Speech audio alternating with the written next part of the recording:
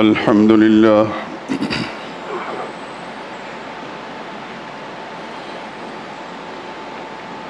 الحمد لله وحده والصلاة والسلام على من لا نبي بعده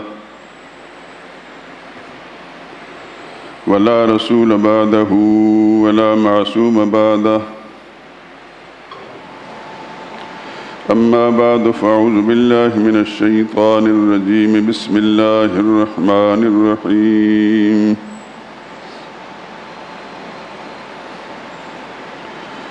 قل إنني هداني ربي إلى صراط مستقيم دينا قيما ملة إبراهيم حنيفا وما كان من المشركين قل إن صلاتي ونسكي ومحياي ومماتي لله رب العالمين لا شريك له وبذلك أمرت وأنا أول المسلمين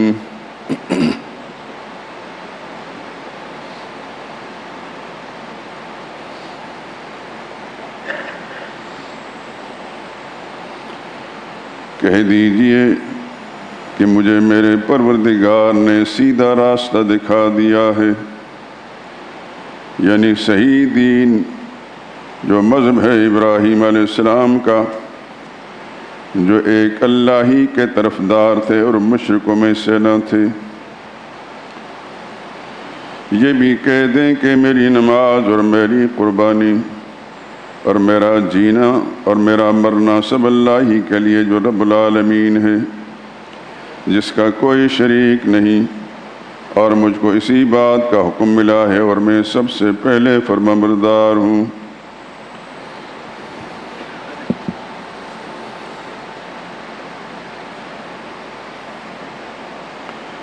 وعن ابن عباس رضی اللہ تعالی عنہما قال قال رسول اللہ صلی اللہ علیہ وسلم ما من ایام العمل الصالح فیہن احب الی اللہ من هذه الایام العشرہ قالوا یا رسول اللہ ولا الجہاد فی سبیل اللہ قال ولا الجهاد في سبيل الله إلا رجل خرج بنفسه وماله فلم يرجع من ذلك بشيء رواه البخاري۔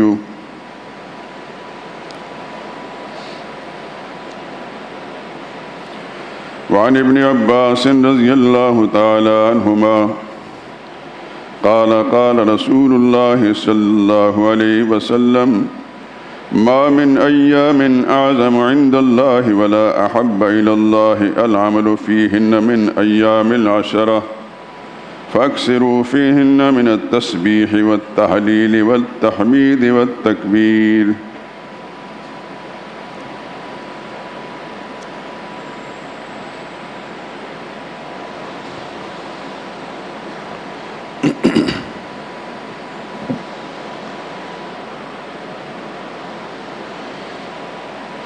بزرگان محترم، برادران عزیز،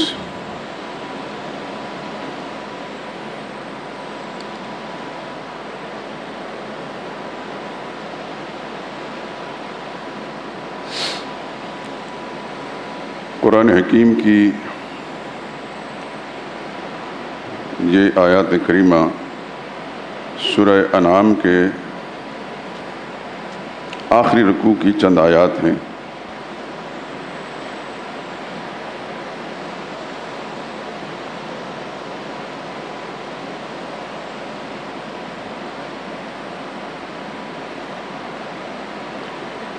اس کے ترجمے میں آپ نے سنا کہ نبی کریم صلی اللہ علیہ وسلم سے یہ اعلان کروایا جا رہا ہے کہ مجھے میرے اللہ نے صراط مستقیم پر چلنے کی تاکید فرمائی،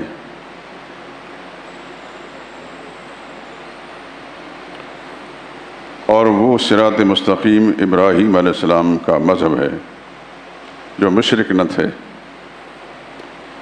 یہ بھی اعلان کروایا کہ میری بدنی عبادت یعنی نماز میری مالی عبادت یعنی قربانی، حتیٰ کہ میری زندگی اور موت سب اللہ ہی کے لیے ہے، جو رب العالمین ہے، اس کا کوئی شریک نہیں۔ ان دو آیات کے اندر پہلی آیت میں حضرت ابراہیم علیہ السلام کی جو اتباع کا ذکر تھا، وما کان من المشرکین، وہ مشرک نہ تھے۔ دوسری آیت میں رسول اللہ صلی اللہ علیہ وسلم نے اپنا اعلان فرمایا کہ میری ہر طرح کی عبادت اور زندگی موت کا سارا نظام اللہ رب العالمین کے لیے، اس کا کوئی شریک نہیں۔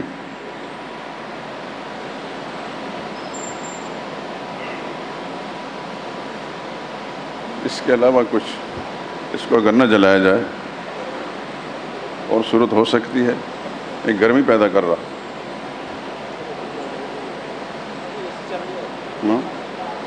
پتہ نہیں ایسی چلتا ہے کہ نہیں، اللہ ہی بدل جانے۔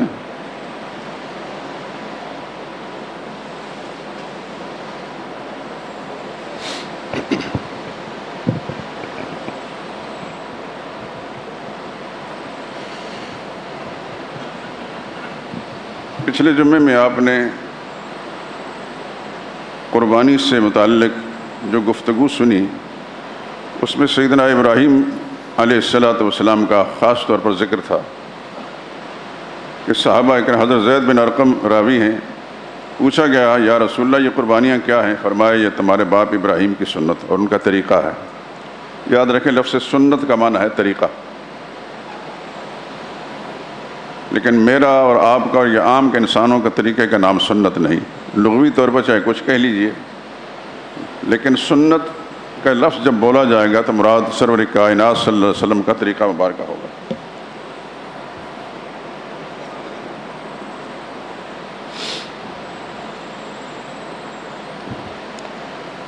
فرمایا گیا کہ یہ تمہارے باپ ابراہیم علیہ السلام کی سنت، ان کا طریقہ ہے۔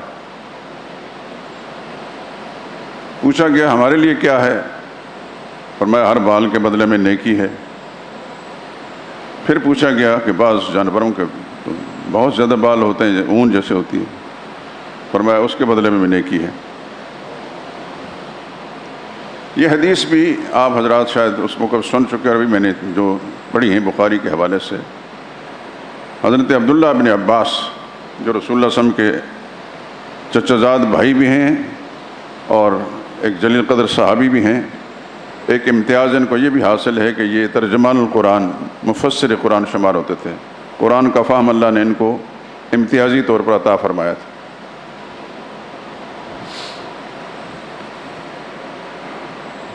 وہ بیان کرتے ہیں سرور کائنات صلی اللہ علیہ وسلم نے ارشاد فرمایا، سارے سال میں عبادت کے لیے بہترین موسم اور زمانہ ذی الحج کے ابتدائی 10 دنوں سے بہتر کوئی نہیں، باوجود کہ رمضان کا مہینہ درمیان میں ہے، لیکن رمضان کے ہر دن کے بارے میں یہ فضیلت نہیں ہے جو ان ایام کی فضیلت ہے۔ رمضان کے مہینے میں روزے کی عبادت ہے، اس کی الگ ایک خصوصیت ہے، اور آخری عشرے میں ایک رات ہے جس کو لیلۃ القدر کہا جاتا ہے، جو کسی خوش نصیب کو ملتی ہے، کسی کو نہیں ملتی، لیکن حضور کے فرمان کے مطابق کہ اس عشرے کے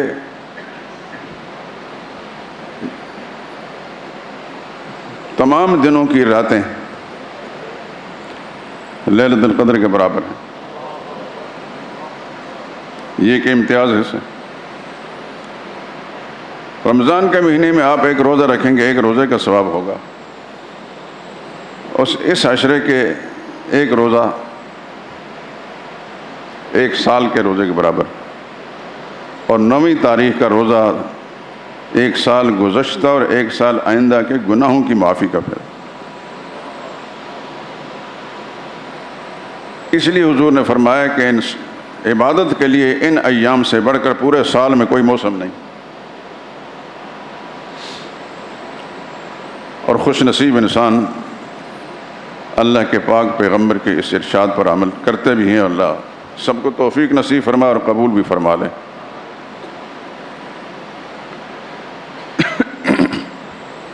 دوسری روایت جو میں نے پڑھی ہے ترجمہ بعد میں کرتا ہوں. یہ بھی عبداللہ بن عباس سے ہی ہے. ما من ایام اعظم عند اللہ،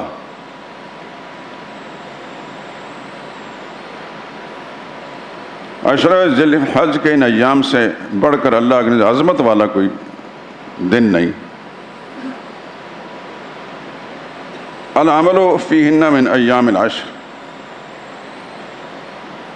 فاکثروا فیہن من التسبیح والتہلیل والتحمید والتکبیر.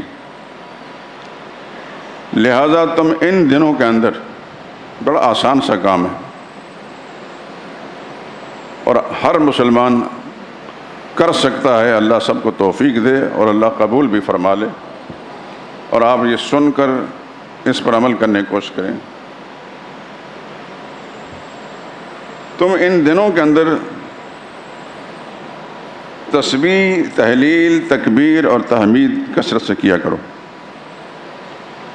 یہ شرعی الفاظ ہیں.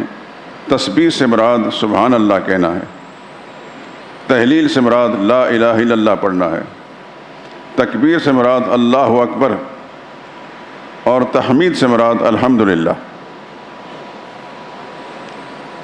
تسبیح سبحان اللہ، تہلیل لا الہ الا اللہ، تکبیر اللہ اکبر، اور تحمید الحمدللہ. فرمائے کثرت سے کیا کرو.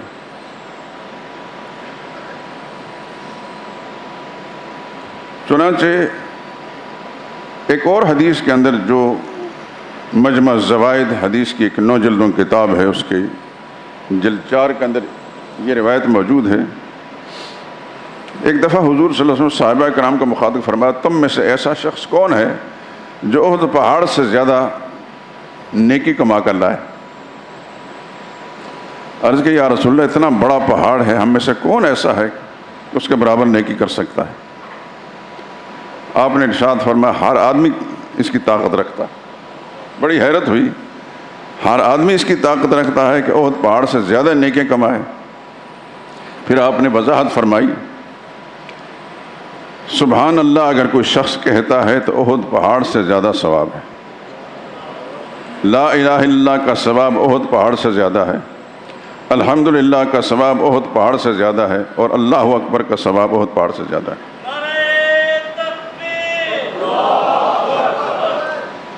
اسی مضمون کی ایک اور روایت ہے.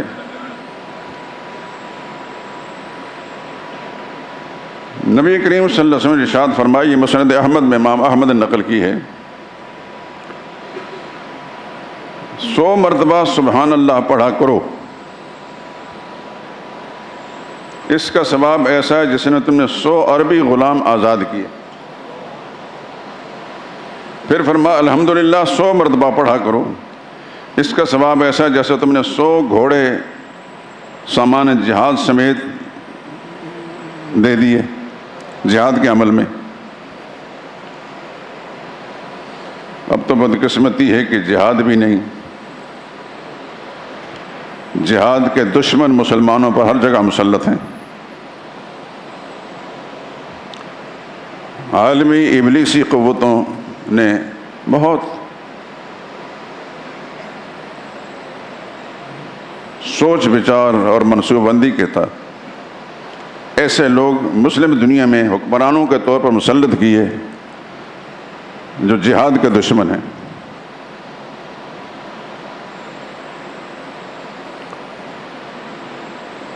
اور آپ حضرات جانتے ہیں، یہاں جتنا بھی اسلام بیزار اور مغرب زدہ طبقہ ہے، اس کے اندر یہ اخبار والے بھی ہیں،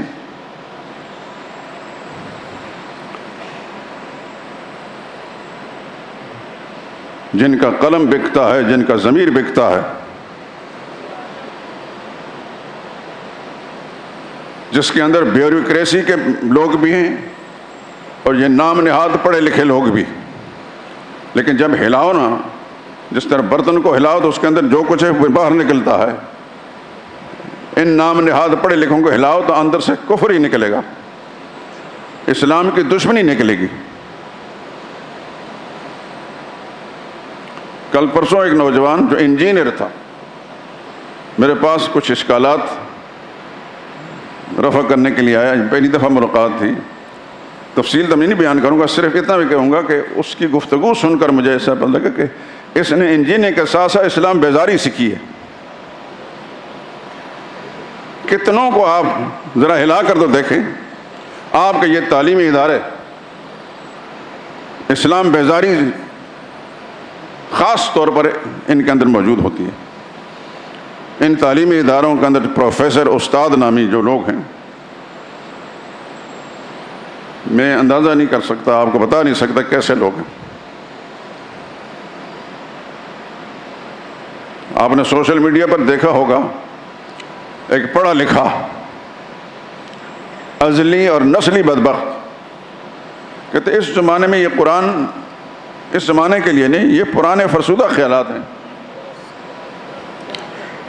کلمے کے نام پر بنائے گئے اس ملک کے اندر اتنے بے غیرت لوگ موجود ہیں, اتنے بے شرم اور بے حیا لوگ موجود ہیں, دھڑلے کے ساتھ کہتے ہیں قرآن کریم ایک فرسودہ خیالات کا مجموعہ ہے. اور وہ اس لیے کہہ رہے ہیں, ان کو پتہ ہے کہ ہم پر کوئی مواخذہ نہیں ہوگا, گرفت نہیں ہوگی, کہ وہ ہمارے اوپر جو بیٹھے ہوئے لوگ ہیں وہ ہمارے جیسے ہیں.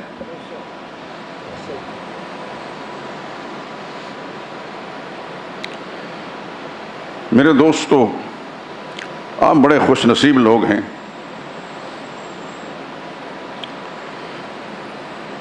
پھر اس دور کے اندر ایسے حالات کے اندر بھی آ کر مسجد کے اندر خدا کے سامنے سجدہ ریز بھی ہوتے ہیں اور دین کی کوئی بات سنتے ہیں. یہ اللہ کی توفیق شامل حال ہے, اس میں آپ کا کوئی کمال نہیں. میرے رب کی مہربانی آپ کے ساتھ ہے جو آپ کو کھینچ کر لاتی ہے.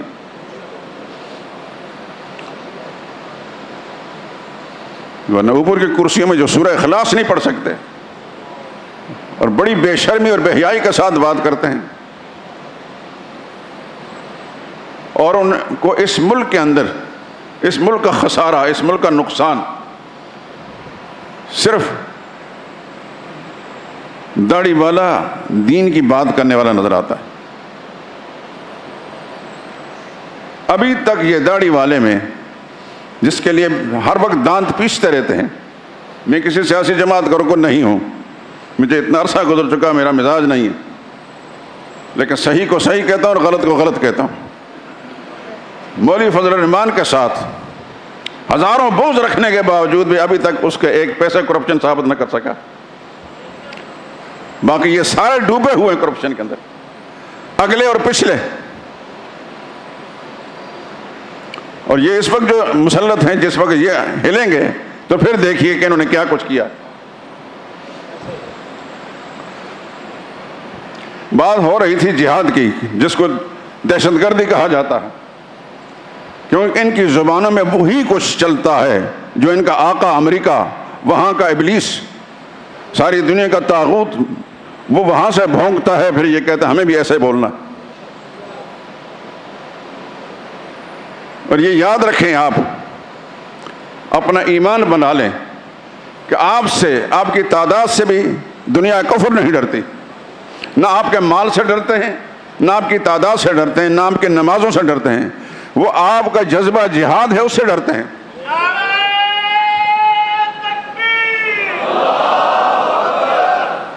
آپ جانتے ہیں 44 ملک مل کر دنیا کا وہ طاغوت امریکہ نہتے اور بے سر و سامان طالبان کے ساتھ لڑتے رہے, بالآخر ہاتھ جوڑ کر وہاں سے نکل رہے.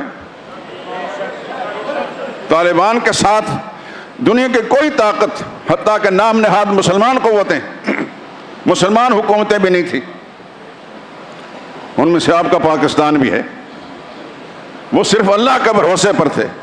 ان کے پاس ہتھیار نہیں تھے, جذبہ تھا, جذبہ آج ہی موجود ہے. تو یہ جو حضور نے فرمایا کہ جس نے الحمدللہ پڑھا اس نے گویا 100 گھوڑے بمائے سامان جہاد کے دیے. یہ معمولی کام نہیں تھا, بہت بڑی بات تھی, اس لیے اللہ کے نبی نے اس کی مثال دی.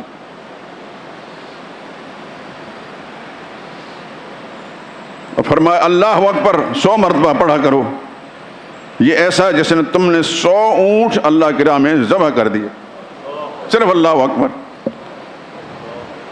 ایک بات یاد رکھیں,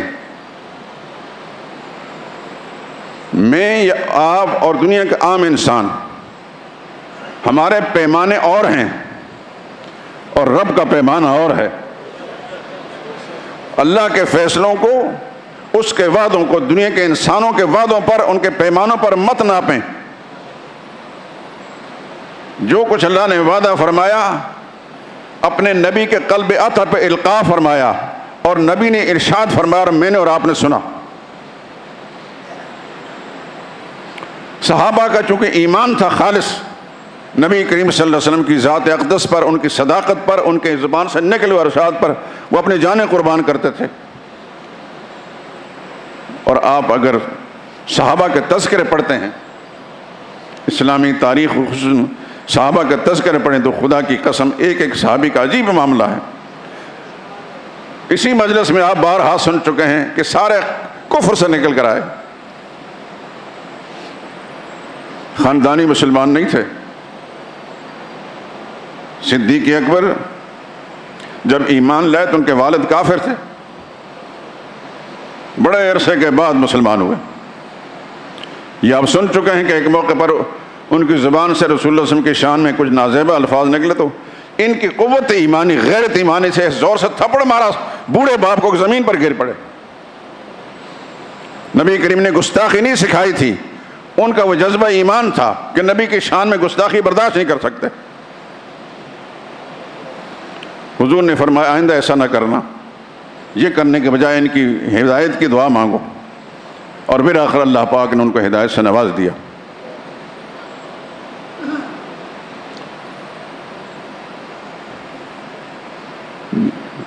پہلے درجے کے چاروں صحابہ، صدیق اکبر، فاروق اعظم، عثمان ذی النورین اور علی مرتضیٰ، ان میں سے کسی کا والد مسلمان نہیں تھا۔ لیکن کیا آج 1500 سال کے بعد میں اور آپ ان کا تذکرہ کتنی ادب سے، محبت سے کرتے ہیں؟ میرا اپنا عقیدہ یہ ہے کہ رسول اللہ صلی اللہ علیہ وسلم کا ہر صحابی،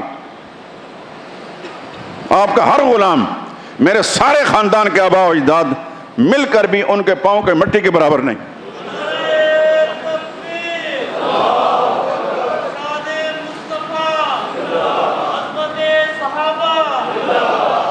انہوں نے حضور کی زبان سے جو کچھ سنا اس پر یقین کیا۔ رسول اللہ اس لیے فرما رہے تھے کہ جس نے الحمدللہ پڑھا گویا 100 گھوڑے جہاد میں دیے بما سامان جہاد کے۔ جہاد بڑا عمل ہے دوستو۔ آج دنیا میں مسلمان رسوا صرف ایک سبب سے ہے، وہ جہاد کا ترک۔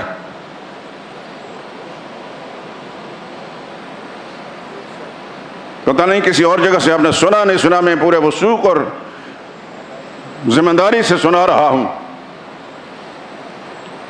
کہ اسلام کی جو بنیادیں ہیں، ایمان، نماز، زکوٰۃ، روزہ اور حج، لیکن فرمایا کہ جہاد اس سے اوپر ہے۔ ذروۃ السنام الاسلام الجہاد فی سبیل اللہ، اسلام کی بلند ترین چوٹی اللہ کے راہ میں جہاد کرنا ہے۔ آج ہمارے تعلیم اداروں میں بے غیرتی، بزدلی، اسلام بیزاری، کفر پسندی سکھائی جا رہی ہے۔ خدا کی قسم، یہ اگر یہ علماء نہ ہوتے آپ کے ملک کے اندر، یہ مدارس جن کے خلاف ہر وقت دانت پیستے ہیں اور بھونکتے رہتے ہیں کتے کی طرح، یہ نہ ہوتے تو شاید اس ملک اسلام کا نام و نشان مٹا دیا جاتا۔ اسلام کی بقا کا ذریعہ ہیں یہ لوگ۔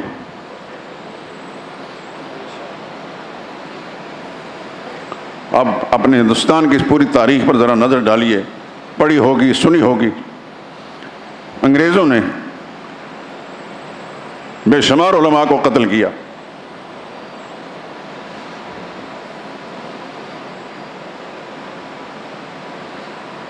امرتسر سے لے کر لدھیانہ یا اس سے آگے تک سڑک کے دونوں طرف جتنے میں درخت تھے، ان پر ایک ایک عالم کی لاش لٹکی ہوئی تھی۔ انگریز ملعون نے کیا کیا ظلم نہیں کیے، لیکن علماء اپنے مشن سے پیچھے نہیں ہٹے، اور بالآخر ہندوستان میں جو جید علماء تھے، حضرت شیخ الہند جیسے لوگوں، جس نے 84 سال کے بڑھاپے کے اندر انگریز کی جیل کاٹی ہے 4 سال تک،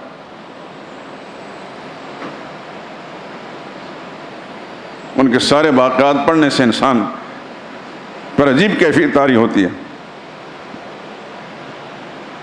حضرت شیخ الہند کا یہ طریقہ بیان کیا مولانا مدنی نے رحم اللہ، اسیر مالٹا ایک کتاب لکھی انہوں نے کہ روزانہ نماز کے وقت جیل کے دروازے تک جاتے، پھر واپس آ کر اپنی جگہ جیل کے اندر نماز پڑھتے۔ یہ فرماتے کہ جہاں تک میں جا سکتا ہوں اس خیال سے کہ مسجد وہ تو میرے اختیار میں، جو اختیار سے باہر ہے اس پر اللہ کی طرف سے مواخذہ نہیں ہوگا۔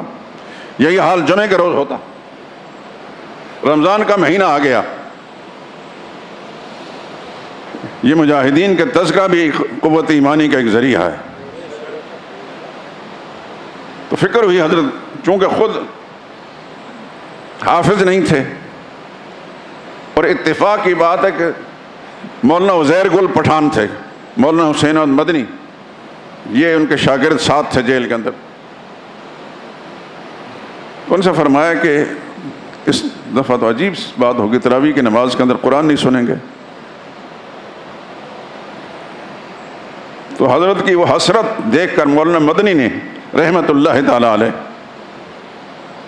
کیا یہ لوگ تھے خدا کی قسم، مولانا مدنی صبح کے وقت قرآن کریم کی ایک پارہ حفظ کرنا شروع کر دے، عشاء کی نماز تک پارہ حفظ ہو جاتا، اور رات کو تراویح میں سناتے۔ اور دیکھیں اخلاص کیا ہے۔ حضرت شیخ الہند بہت بوڑھے تھے، سردی کا مہینہ آیا، جیل کے اندر گرم پانی کا انتظام نہیں تھا۔ اللہ اکبر، مولانا حسین مدنی رحمت اللہ تعالی علیہ لوٹے میں پانی ڈال کر، ٹھنڈا پانی، اس کو اپنے پیٹ کے ساتھ لگاتے۔ کتنی ٹھنڈک وہ خود محسوس کرتا ہے، لیکن اپنی جسم کی حرارت اس لوٹے کو پہنچاتا تاکہ میرے شیخ حضرت شیخ الہند رحمۃ اللہ تعالیٰ علیہ ٹھنڈے پانی سے وضو کرنے کی تکلیف نہ ہو۔ اور مولانا عزیر گل کی ایک بات لکھی ہے، یعنی کہ ایک دفعہ مولوی عزیر گل حضرت کی مجلس میں نظر نہیں آئے ادھر ادھر، ہم نے ڈھونڈا، حضرت نے فرمایا کدھر ہے مولوی عزیر گل؟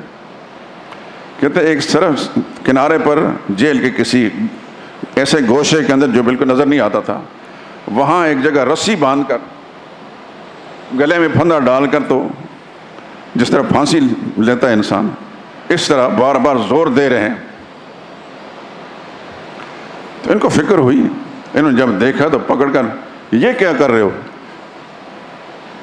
جیل کی اس تکلیف سے پریشان ہو کر خودکشی کرنا چاہتے ہو؟ مولانا عزیر گل رحم اللہ نے فرمایا خودکشی نہیں کرنا چاہتا، بلکہ انگریز نے، ہم نے معافی تو مانگنی نہیں، اس نے ہمیں پھانسی پر لگانا ہے، پھانسی ہم نے چڑھنا ہے، لیکن یہ ہے کہ پہلے ذرا ٹریننگ کر رہا ہوں۔ یہ ان کی قربانی کے نتیجے میں آج اس ریگل چوک اندر مسجد شہداء ہے۔ انگریز کے پٹھو یہاں مسجد نہ بناتے اگر ان علماء کی قربانیاں نہ ہوتی۔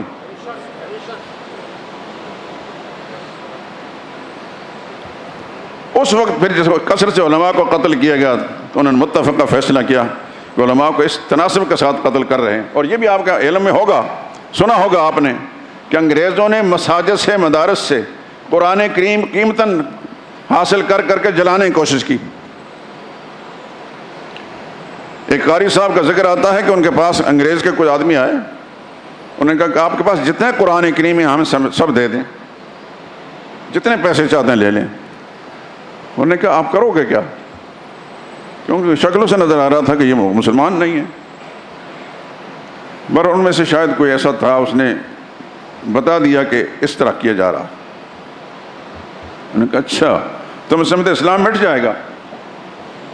انہوں نے 8 سال کا ایک بچے کو بلایا ان کے سامنے، جو ایجنٹ تھے، انہوں نے کہا اس بچے سے پوچھ لو، سارا قرآن اس کا سینے میں محفوظ ہے، اور آگ کو جلا سکتے ہو، نسخوں کو جلا سکتے ہو، ان سینوں سے قرآن کریم کو نہیں نکال سکتے۔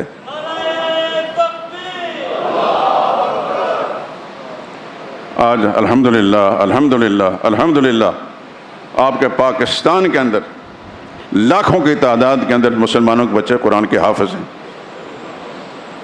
بہت سارے بچے کاروبار کر رہے ہیں، ملازم پیشہ ہیں، لیکن قرآن کے حافظ ہیں. یہ الگ بات ہے کہ اس ملک کے اندر ابھی وہ تحریک چل رہی ہے غیر اعلانیہ کہ کس طرح اس ملک سے اسلام کو ختم کیا جائے، لیکن اسلام کی فطرت میں قدرت نے یہ لچک دی ہے، اتنا ہی یہ ابھرے گا جتنا کہ دبا دیں گے. بات جہاد کی ہو رہی تھی، اسے میں نے تھوڑا سا کھول دیا. جہاد، دعا کریں اللہ مجھے بھی، آپ کو بھی، آپ کی نسل کو بھی، آنے والی نسلوں کو بھی جذبہ جہاد نصیب فرمائے.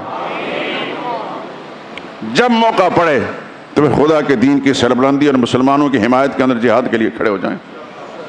آپ کو یاد ہوگا کشمیر کے مسلمانوں کے ساتھ اس وقت کیا ہو رہا ہے.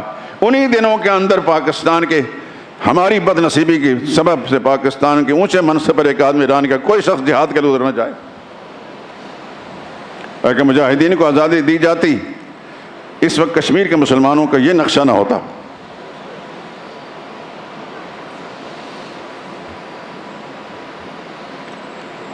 وہاں مسجدوں کو اجاڑا جا رہا ہے.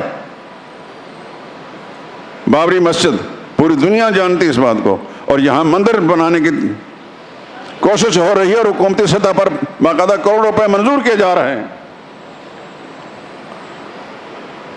قیاس کنز گلستان من بہار مرا، یہ ہے وہ مدینہ کی ریاست، یہ ہے وہ نیا پاکستان.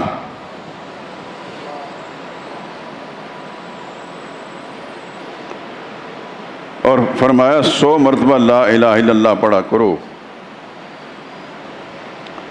اس کے بارے میں فرمایا اس کا ثواب تو زمین و آسمان سب کی فضا جو ہے اس کے اندر بھی نہیں سما سکتا. لا الہ الا اللہ، یہ ہے وہ توحید کی بنیاد.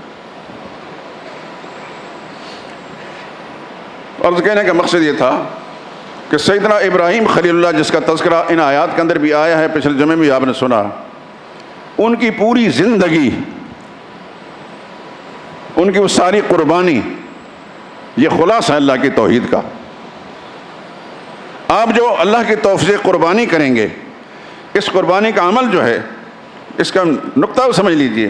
ایک مسلمان اپنے محبوب مال سے ایک اپنی پسند کا کوئی جانور خریدتا ہے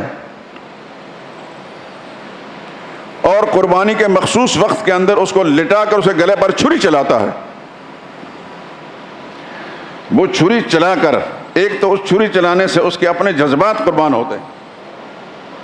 شریعت نے اس لیے حکم دیا ہے کہ سارے سال جانور خود گھر میں پالا کرو، اس کے ساتھ تمہیں انس پیدا ہوگا اپنے بچوں کی طرح، اور جس وقت اس کو اللہ کی مرضی پر قربان کرو گے تو گویا تمہاری اپنی خوشی قربان ہو رہی ہے. یہ ہے وہ جذبہ جو اللہ کے بارے میں قبول کیا جائے گا.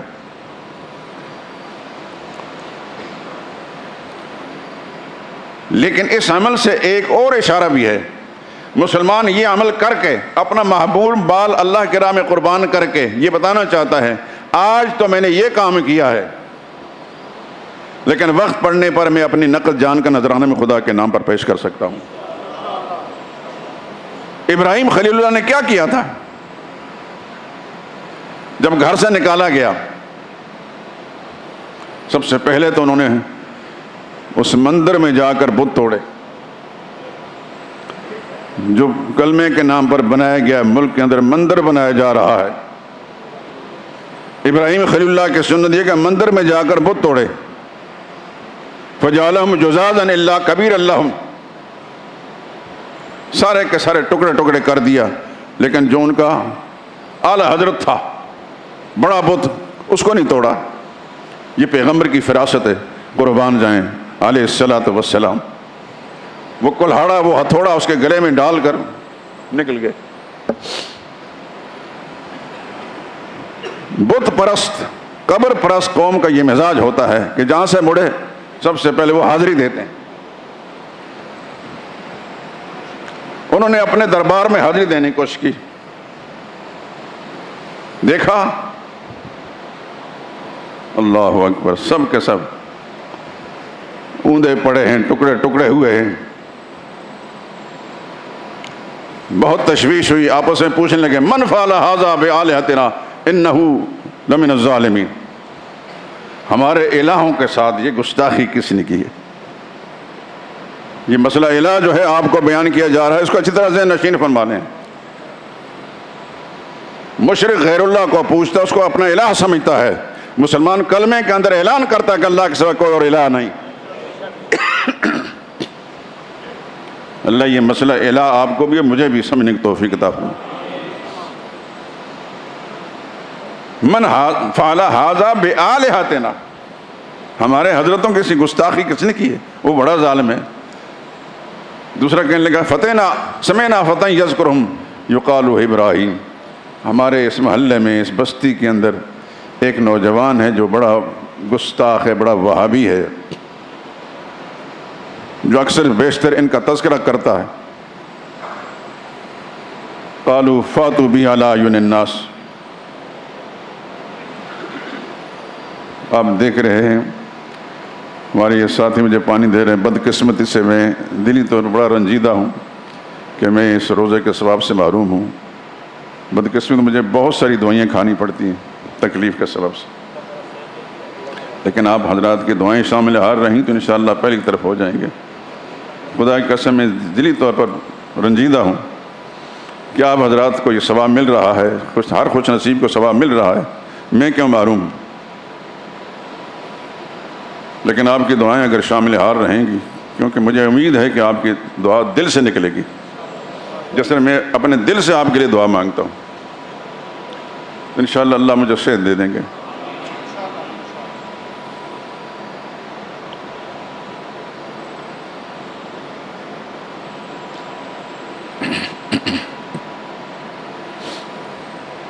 کہنے لگے لاؤ اس کو، بڑا ظالم ہے، پکڑو اس کو۔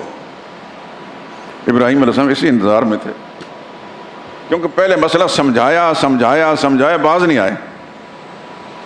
انہوں نے پھر تدبیر سمجھا جب تک ان کے اعلی حضرتوں کو، ان کے حضرتوں کو، ان کے الہوں کو ٹکڑے ٹکڑے نہ کیا جائے، یہ میری طرف لعلہم الیہ یرجعون قرآن میں آتا ہے، اسی بنا پر شاید میری طرف رجوع کریں گے، پھر مسئلہ سمجھاؤں گا۔ ایسا ہی ہوا، ابراہیم علیہ السلام بلایا گیا، کہنے لگے اانت فعلت ھذا بآلہتنا یا ابراہیم، ابراہیم آپ نے یہ کام کیا بآلہتنا، ہمارے الہوں کے ساتھ۔ مشرک کی مت ماری جاتی ہے، الہ وہ ہوتا ہے جو مشکل کشا ہوتا ہے۔ مسلمان کا الہ ساری دنیا کا مشکل کشا ہے، وہ خود مشکل مبتلا نہیں ہوتا، لیکن مشرک کی مت ماری جاتی ہے، کہتا بھی ہے میرا الہ ہے اور کہتا ہے ٹوٹا ہوا ہے۔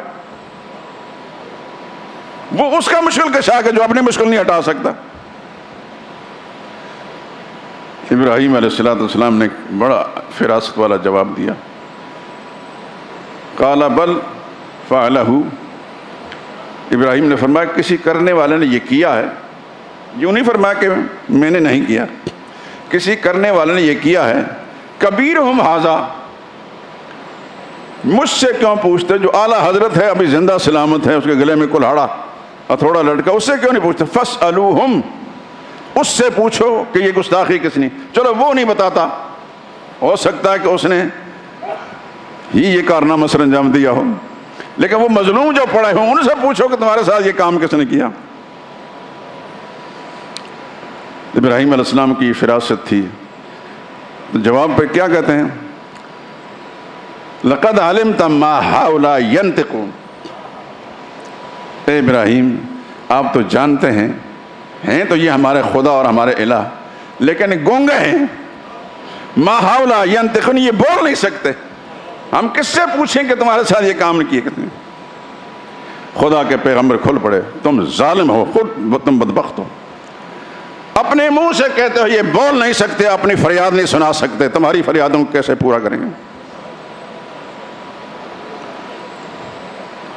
اور اس کے بعد جب کچھ نہ بنا تو کہنے لگا حرقوہ وانصروا آلہتکم، ابراہیم کو جلاؤ اور اپنے خداؤں کی مدد کرو۔ مشرک کیسی مات ماری جاتی ہے، مسلمان اپنے خدا کو مددگار سمجھتا ہے اور مشرک کہتا ہے تم اپنے خداؤں کی مدد کرو، وانصروا آلہتکم، اپنے الہوں کی مدد کرو۔ بات سمجھ میں آ رہی کہ نہیں آ رہی؟ یہ فرق ہے مسلمان کا۔ مسلمان موحد ہوتا ہے وہ اللہ کو مددگار سمجھتا ہے، اللہ کو مدد کا محتاج نہیں سمجھتا. لیکن مشرک کہتا ہے کہ تم یہ کام کرو تاکہ خدا اپنے تمہارے خداؤں کی مدد ہو جائے.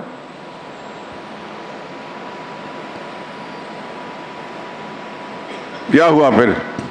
ابراہیم علیہ السلام کے لیے آگ کا الاؤ دکھایا گیا، بہت بڑا. بعض کتاب میں آتا ہے کہ اس زمانے کے مشرک عورتیں یہ منت مانتی کہ اگر میرا یہ کام ہو گیا تو ابراہیم کو جلانے والا جو الاؤ ہے اس کے اندر میں اتنی لکڑیاں دوں گی. یاد رکھیں، اللہ سے توفیق مانگیں، یا اللہ ہمارے عقیدے کی اصلاح فرما دے. ہم خود اس قابل نہیں ہیں، ہمارے اندر اتنی اہلیت نہیں ہے کہ اپنے عقیدوں کی اصلاح. یا اللہ تو اپنی رحمت کے ذریعے سے ہمارے عقیدوں کی اصلاح اپنی کتاب کے مطابق، اپنے پاک پیغمبر کی تعلیمات کے مطابق کر دے. ابراہیم علیہ السلام کے لیے الاؤ دکھایا گیا اور ابراہیم علیہ السلام کو پھینکنے کا پروگرام ہو گیا. جس طرح توپ کا گولا ہوتا ہے اس طرح کسی چیز میں رکھ کر ابراہیم علیہ السلام کو پھینکا گیا. اس سے پہلے میں کچھ اشارے بیان کر چکا ہوں، دہراتا نہیں. خدا کے پیغمبر کو آگ میں ڈالا گیا، یہ قربانی تھی. بات قربانی کی ہو رہی ہے نا. ابراہیم علیہ السلام کی زندگی قربانیوں سے تعبیر ہے.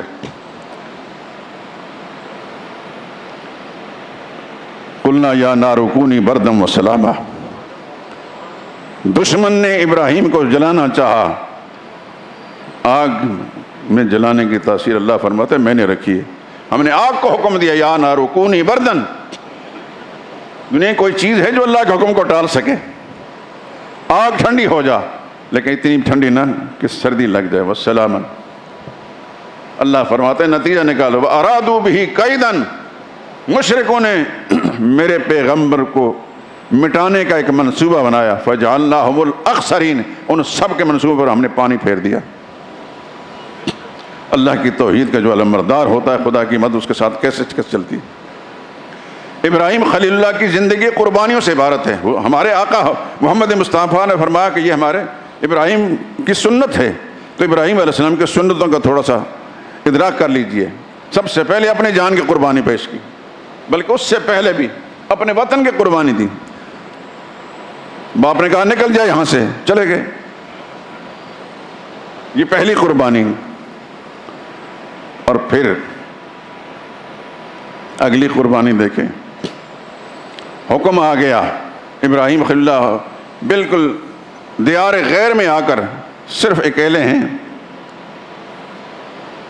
آپ اور ایک اہلیہ ہیں حضرت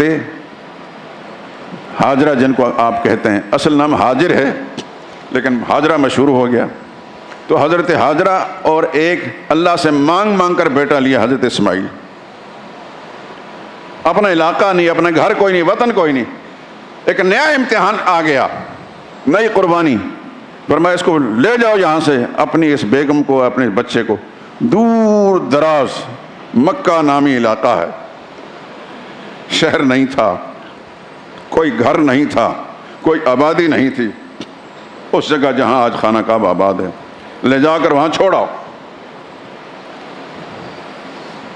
اور ابراہیم خلیل اللہ نے ایسا ہی کیا، لا کر یہاں چھوڑ کر اس شیرخوار بچے اسماعیل کو اور سیدہ ہاجرہ کو وہاں چھوڑ کر بات بھی نہیں کی، وہاں سے پلٹ گئے.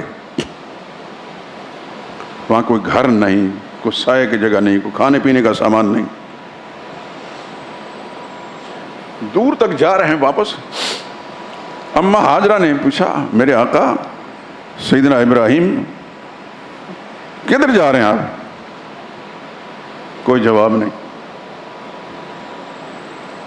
جب زیادہ دور جانے لگے تو انہوں نے سمجھا کہ یہ خدا کے پیغمبر ہیں کہ وہ کوئی کام اللہ کی مرضی کے بغیر نہیں کر سکتے. لگتا ہے کہ اللہ نے ایسا حکم دیا. چنانچہ وہ بول اٹھیں کہ کیا ایسا کرنے ہمیں یہاں چھوڑ کر واپس جانے کا اللہ نے آپ کو حکم دیا ہے؟ اس وقت ابراہیم علیہ السلام نے سر ہلایا. وہ خدا کی بندی، اللہ کی ارب ہار رحمتیں نازل ہوں، ارب ہار رحمتیں نازل ہوں. ابراہیم علیہ السلام کی زوجہ حضرت اسماعیل کی والدہ محمد رسول اللہ کی دادی صلی اللہ علیہ وسلم وعلیہم السلام، اس وقت جو جملہ انہوں نے فرمایا وہ بھی رہتی دنیا تک یادگار ہے۔ فرمایا اذن لا یضیعنا، اگر اس جگہ اس ویرانے میں چھوڑ کر مجھے اور میرے شیرخوار بچے کو چھوڑ کر جانے کا اللہ نے آپ کو حکم دیا ہے تو میرا ایمان ہے کہ خدا ہمیں ضائع نہیں کرے گا۔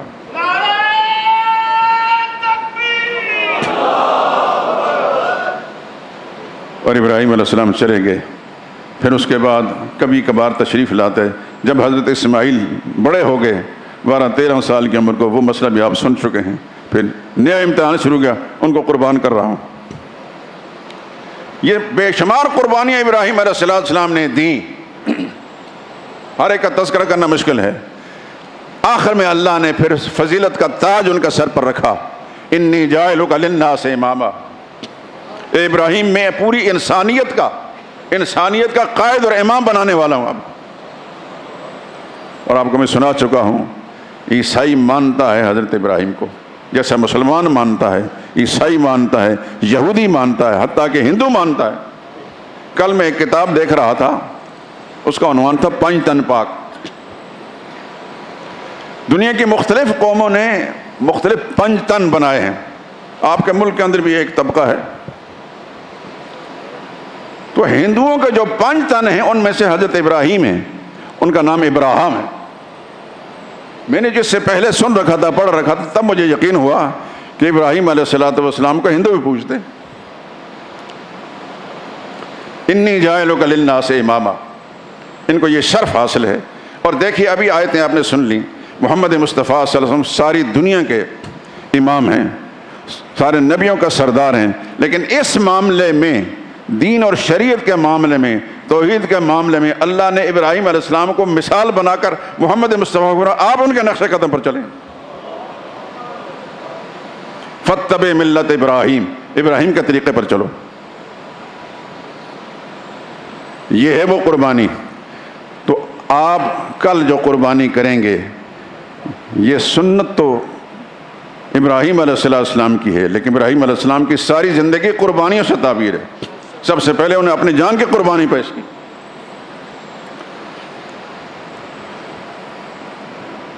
تو یہ یاد رکھیں، اللہ تعالیٰ تک یہ ہماری قربانی کے گوشت اور خون نہیں پہنچتے، وہ جذبات اور نیتیں پہنچتے، ارادے پہنچتے ہیں۔ اگر یہ قربانی کر رہے ہیں تو پھر یہ عزم بالجزم کریں کہ زندگی کے سارے معاملات، ساری زندگی اپنے خواہشات کو اللہ کی مرضی پر قربان کریں گے۔ ہر پسند جو ہماری پسند ہے، لیکن ہم دیکھتے ہیں کہ اللہ اس کے رسول نے ان کو چھوڑنے کا حکم دیا ہے، تو پھر اللہ اس کے رسول کی بات کو ترجیح دیتے ان کو چھوڑیں گے۔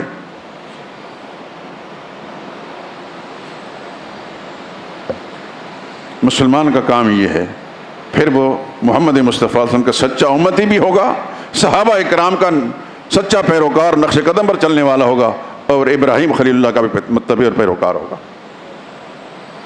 دعا کریں کہ اللہ پاک مجھے اور آپ کو حضور کا سچا متبع، سچا امتی بنائے، صحابہ اکرام کے نقش قدم پر چلنے کی توفیق دے، ابراہیم خلیل اللہ کا پیروکار بنائے۔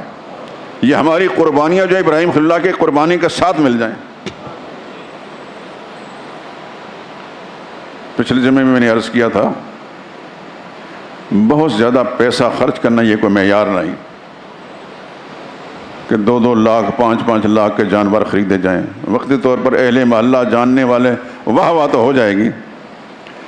قربانی کے لیے ایک معقول جانور اس کو اللہ کے راہ میں قربان کریں، باقی پیسہ جو آپ اس پر اتنا زیادہ لگا رہے ہیں اس کو معاشرے کے اندر بے شمار لوگ جو خودکشی کرنے پر مجبور ہیں۔ میرے دوستو، آپ حضرات اخبار پڑھتے ہیں یا نہیں؟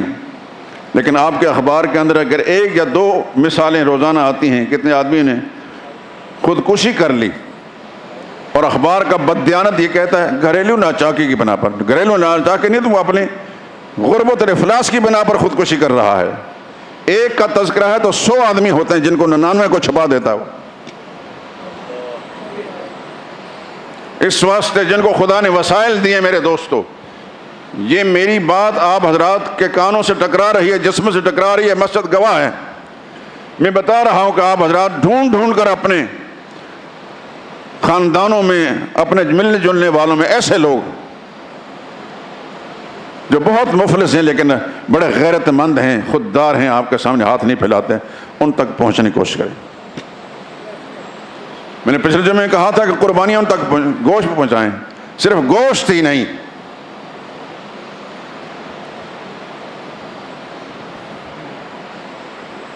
ان کی بے شمار اور بھی ضرورتیں ہوں گی،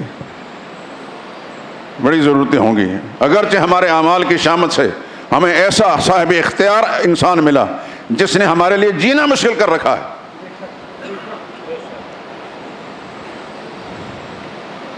یہ منصوبہ بندی کے ساتھ اس ملک کی معیشت کو تباہ کرنے کے لیے، لوگوں کو خودکشی تک پہنچانے کے لیے مسلط کیا گیا۔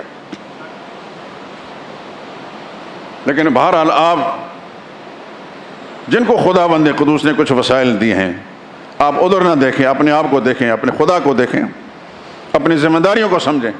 انشاءاللہ آپ ثابت قدم رہے تو خدا بند قدوس آئی ہوئی ساری بلائیں ٹال دے گا۔ اس سے پہلے بھی بلائیں ٹلتی رہی ہیں، ان بلاؤں کو خدا ٹال دے گا۔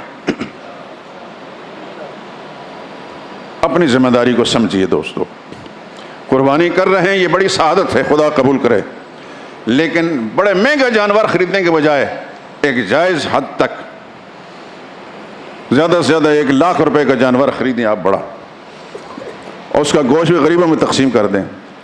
جو 5 لاکھ کا جو خریدتے ہیں، 4 لاکھ جو ہے معاشرے کے ان لوگوں پر جو خودکشیاں کرنے مجبور ہیں ان تک پہنچائیں۔ یہ کریں گے تو پھر آپ اپنے دل سے خود پوچھیں کہ اللہ نے کتنی ٹھنڈ ڈالی آپ کے دل کے اندر، کتنا سکون خدا آپ کو نصیب کریں گے۔ خدا سب کو عمل کرنے کی توفیق نصیب فرمائے۔ وآخر دعوانا ان الحمد للہ رب العالمین۔